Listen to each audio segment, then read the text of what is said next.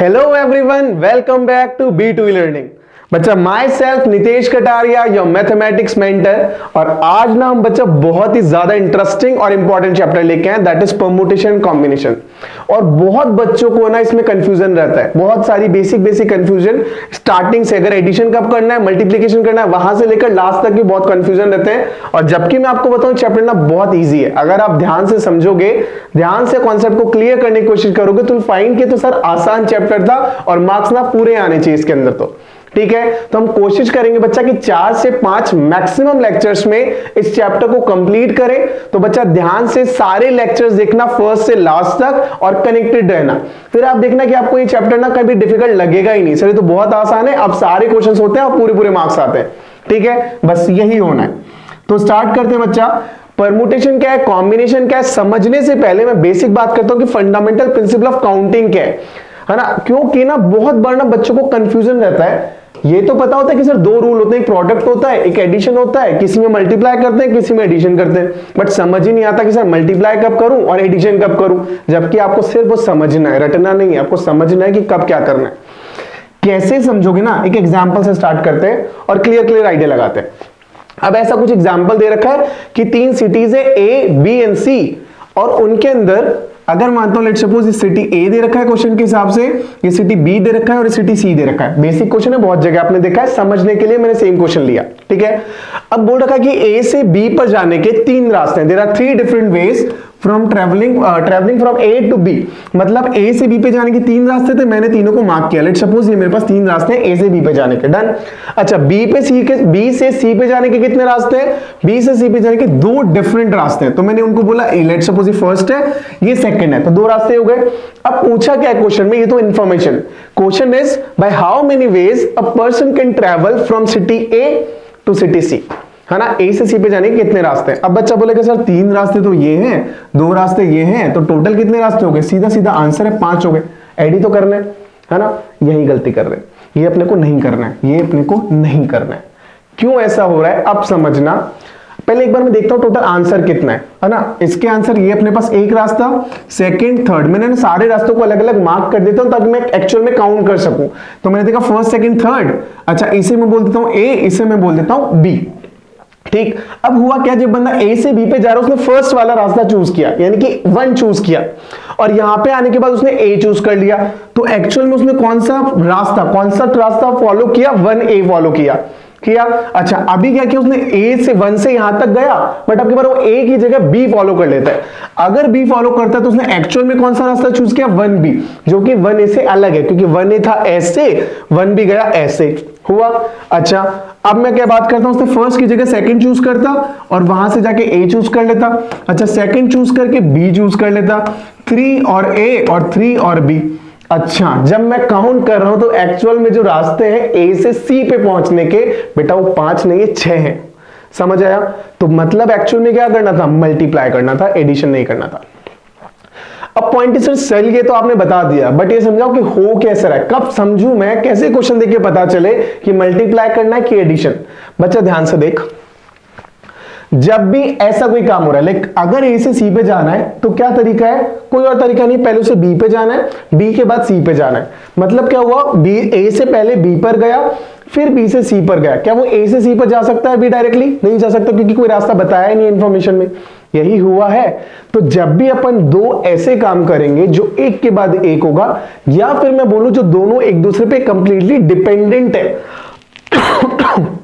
Sorry बच्चा, दोनों एक दूसरे पे कंप्लीटली डिपेंडेंट है, तो ऐसे टोटल नंबर ऑफ, ऐसे काम को करने के टोटल नंबर ऑफ वेज कितने हैं, उस केस में करेंगे बेटा मल्टीप्लिकेशन।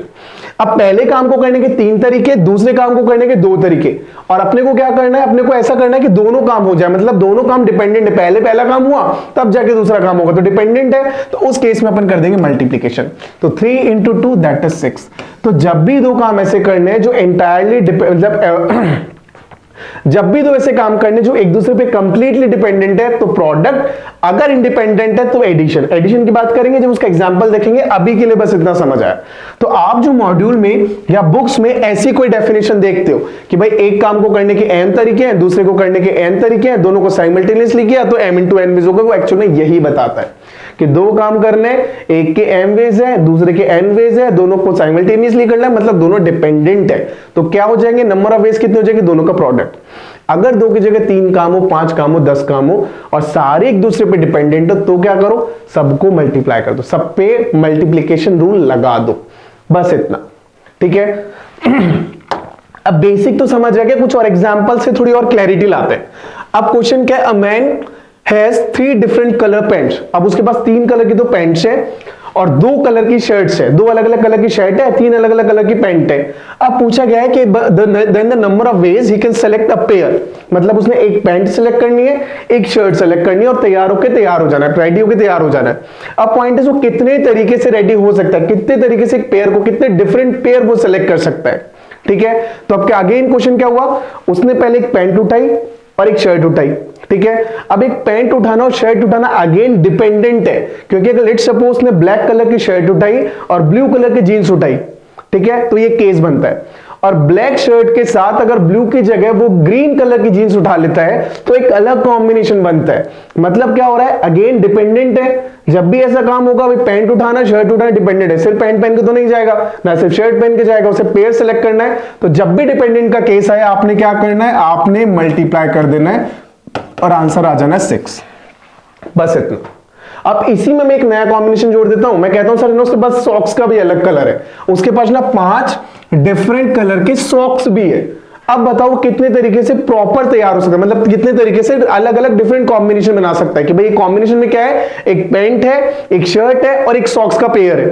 तो टोटल कितने डिफरेंट तरीके से कर सकता है वो तैयार रेडी हो सकता है। तो अगर उसके पास 5 डिफरेंट कलर के सॉक्स हैं, अब मैं पेयर को एक साथ ही मानूंगा, ऐसे मत बोलना कि एक उसने रेड उठा लिया ग्रीन उठा लिया, ना भाई, या तो दोनों रेड उठाएगा या दोनों ग्रीन उठाएगा। ठीक है, तो कितने तरीके से रेडी होगा, अब क्या होगा, अब 3 काम हो गए जो तीनों अगेन डिपेंडेंट है, क्योंकि रेडी होने के लिए उसे सॉक्स भी चाहिए, शर्ट भी चाहिए और पैंट भी चाहिए, तो तीनों काम होने ही होने हैं, तो तीनों डिपेंडेंट है। तो क्या करोगे, तो आंसर हो जाएगा सर 3 पैंट, 2 शर्ट और 5 सॉक्स। तो तीनों को मल्टीप्लाई कर दो, बस इतना। अब एक और चीज ऐड कर दूंगा, बेल्ट ऐड कर दिया मैंने तो इंटू कर दो, शूज ऐड कर दिया इंटू कर दो, बस इतना। तो जब भी ऐसे काम हो रहे हैं जो सारे डिपेंडेंट है, मल्टीप्लाई, डन। अब एक क्वेश्चन लेते हैं बच्चा कि कॉलेज है कोई, वो 6 डिफरेंट कोर्सेज प्रोवाइड कर रहा है, ऑफर कर रहा है मॉर्निंग के लिए, 5 डिफरेंट कोर्सेज दे रहा है इवनिंग के लिए। अच्छा, बच्चे के पास मॉर्निंग में कोर्सेज लेने के लिए कितने ऑप्शंस है, 6, इवनिंग के कोर्सेज लेने के लिए कितने ऑप्शंस है, 5, डन। अब क्वेश्चन, ये तो इंफॉर्मेशन है, क्वेश्चन क्या बोल रहा है, the possible number of choices the students if he wants to study one course in the morning and one course in the evening। अब बच्चे ने क्या करना है, पढ़ने वाला बच्चा है भाई पढ़ने वाला है, सुबह भी पढ़ना है इवनिंग में पढ़ना है। अब बच्चा बोल रहा है सर मेरे को एक कोर्स तो मॉर्निंग में ज्वाइन करना है, एक कोर्स इवनिंग में ज्वाइन करना है, तो उसे दोनों कोर्स ज्वाइन करना है, मॉर्निंग वाला भी इवनिंग वाला भी। अगेन डिपेंडेंट हो गया क्योंकि एक कोर्स मॉर्निंग का ज्वाइन करना है, मतलब वहां से एक चॉइस लेनी है, एक कोर्स इवनिंग का लेना है, वहां से एक चॉइस लेनी है, और दोनों का क्लब करोगे तो आप देखोगे दोनों डिपेंडेंट है। अगर मॉर्निंग में उसने कोर्स ए लिया, इवनिंग में कोर्स डी लिया, तो एक पेयर है। मॉर्निंग में ए लेके इवनिंग में सी लेता है तो अनदर पेयर है, ग्रुप डिफरेंट हो गया, ग्रुप डिफरेंट हुआ तो मतलब अगेन नया केस बनेगा। तो जब भी ऐसे केसेस आएंगे डिपेंडेंट हो रहा है, आप क्या करेंगे, आपने कर देना मल्टीप्लाई कि सर मॉर्निंग में तो 6 केस 6 कोर्सेज थे तो 6 ऑप्शन, इवनिंग के इतने ऑप्शन है, उसके पास इवनिंग के लिए 5 ऑप्शन है। ठीक है, और मॉर्निंग में भी एक लेना ही लेना है, इवनिंग में भी एक लेना ही लेना है, तो आंसर क्या हो जाएगा 6 × 5, दैट इज उसके पास एक्चुअल में 30 ऑप्शन है। 30 तरीके से वो डिफरेंट कोर्सेज ले सकता है, मॉर्निंग में अलग और इवनिंग में अलग। समझ आया, अगेन सेम प्रोडक्ट रूल था, कुछ नहीं करना था, समझा, डिपेंडेंट है, एक के बाद एक हो रहा है तो आपने कर दो मल्टीप्लाई। अब आ जाता है एडिशन प्रिंसिपल। अब एडिशन प्रिंसिपल क्या बोलता है, सेम तरीका थोड़ा सा चेंज के साथ। अब ये क्या बोल रहा है कि केसेस ना इंडिपेंडेंट है, मतलब कैसे समझोगे, क्या बोल रहा है अगेन समझो कि एक ऑपरेशन है जो कितने तरीके से परफॉर्म हो सकता है, एम वेज से, दूसरा ऑप्शन है जो कितने तरीके से परफॉर्म हो सकता है, एन वेज से। ठीक है, पहला एम से दूसरा एन से जैसे पहले होता था, लेकिन then either of these two operation can be performed independently, यानी कि चॉइस है, आप चाहो तो सिर्फ पहला ऑपरेशन परफॉर्म कर लो, चाहो तो सिर्फ दूसरा ऑप्शन परफॉर्म कर लो, आप डिपेंडेंट नहीं हो कि आपको दोनों करने ही करने। ठीक है, तो जब भी ऐसा केस है कि इंडिपेंडेंट है, आप चाहो तो सिर्फ पहला करो, चाहो तो सिर्फ सेकंड करो, उस केस में आप क्या कर दोगे, उस केस में आप कर दोगे addition, that is m + n ways. और अगेन सेम, ये कितने पे रहेगा, चाहो जितने कोर्सेज, चाहो जितने केसेस, चाहो जितने वेज बढ़ा लो। अब मैंने बोला 3 ऑपरेशन, 2 ऑपरेशन थे m और n, तीसरा ऑपरेशन और लगा देता हूं k और k, उसके k वेज है तो टोटल वेज कितने हो जाएंगे m plus n plus k। एक और होगा उसके s है तो प्लस s और ही बढ़ता जाएगा। तो यानी कि 2 पे लगाना है तो m प्लस n, 4 पे लगाना है सबका एडिशन कर दो, 10 पे लगाना है सबका एडिशन कर दो। कॉन्सेप्ट क्या है, अगर दोनों केसेस एक साथ करने हैं तब तो कर दो मल्टीप्लाई, दोनों में से कोई एक चूज कर सकते हो तो कर दो एडिशन, बस खत्म, डन। क्वेश्चन देखते हैं, थोड़ा और क्लियर आएगा, क्लैरिटी आएगी।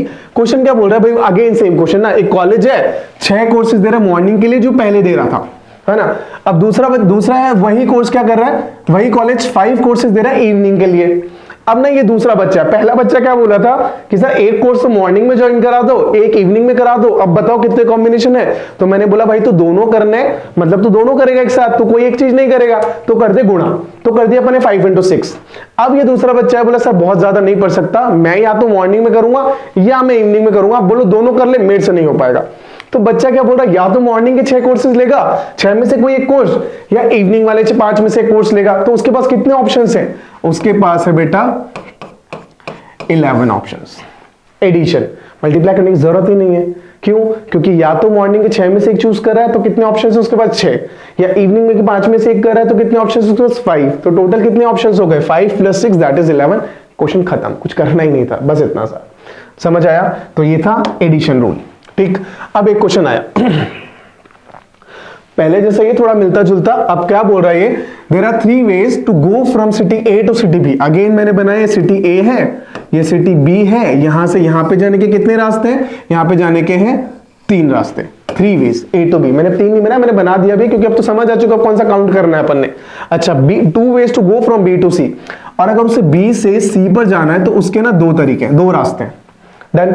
अच्छा, and 1 way to go from city A to city C, लेकिन यहां पे एक अलग केस आ रहा है। यहां पे क्या आ रहा है कि बंदा चाहे तो सीधे ए से सी पर भी जा सकता है, और उसके कितने रास्ते हैं, उसका एक ही रास्ता है कि डायरेक्टली सी पर चला जाए, हाईवे बना हुआ है कोई, ठीक। अब इन how many ways a person can travel from A to C. अब क्वेश्चन आता है कि भाई ए से सी पे जाना है, कितने तरीके से ट्रेवल कर सकता है। अब यहां पे ना देखोगे तो 2 कॉन्सेप्ट मिल रहे हैं, कैसे समझना, ना तो तीनों ने ऐड करना है, ना तीनों को मल्टीप्लाई करना है। यहां कुछ और होगा, क्या होगा, 2 केसेस बन रहे हैं। पहला केस कि वो ए से सी पर डायरेक्टली चला जाए, दूसरा केस कि वो ए से पहले बी पर जाए और बी से फिर सी पर जाए। तो अब ये जो केस है इसको 2 काम करने हैं, पहले ए से बी पे जाना है, फिर बी से सी पे जाना है, और दोनों काम करने ही करने हैं, क्योंकि उसके बिना तो सी पे पहुंच नहीं पाएगा अगर ऐसा करना है तो इस केस में क्या हो रहा है, 2 काम हो रहे हैं, दोनों डिपेंडेंट है। फर्स्ट को करने के 3 तरीके, सेकंड को करने के 2 तरीके हैं, तो टोटल कितने वेज हो गए, टोटल होगा 6 वेज। कब, जब वो सी पे जाता है बी के थ्रू, ए से बी, बी से सी, मतलब बी वाया बी अगर वो जा रहा है तो उसने क्या करा, पहले 3 × 2, मतलब टोटल यहां से जाने के 3 रास्ते, 2 रास्ते डिपेंडेंट, मल्टीप्लाई 6, डन। अच्छा, अगर वो ए से सी पर जाता है तो बी का मतलब ही खत्म है, तो उसके कितने तरीके, एक ही तरीके, है ना। अब 2 केस है, या तो वो ये करेगा या वो ये करेगा, दोनों एक साथ तो नहीं कर सकता। अगर ए से सी पे चला गया तो बी का काम ही नहीं है, और जब बी पे चला गया तो ए से सी पे जाने वाले का रास्ते का काम नहीं है। तो 2 जब ऐसे केसेस हुए, अगेन ये कौन से केसेस है, या तो ये चूज करेगा या ये चूज करेगा, ईदर दिस और दिस, ठीक है। तो आंसर क्या हो जाएगा, 1 + 6 दैट इज 7। तो सेपरेटली लगा पहले इस पे मल्टीप्लिकेशन रूल, अब जो फाइनल आ रहा है उन पे लग रहा है एडिशन रूल। रीजन समझ आया, यहां पे डिपेंडेंट था, अब 2 अलग अलग केसेस बने जो इंडिपेंडेंट है, या तो ऐसा करेगा या ऐसा करेगा। तो क्या किया अपने, 1 + 6, टोटल आंसर 7, करेक्ट, डन, ठीक है। तो मल्टीप्लिकेशन कब करना है, एडिशन कब करना है, दोनों का कॉम्बिनेशन कब करना है, आपने समझना है, नहीं समझोगे तो यहां फंस जाओगे, डन। ठीक है बच्चा, आगे चलते हैं।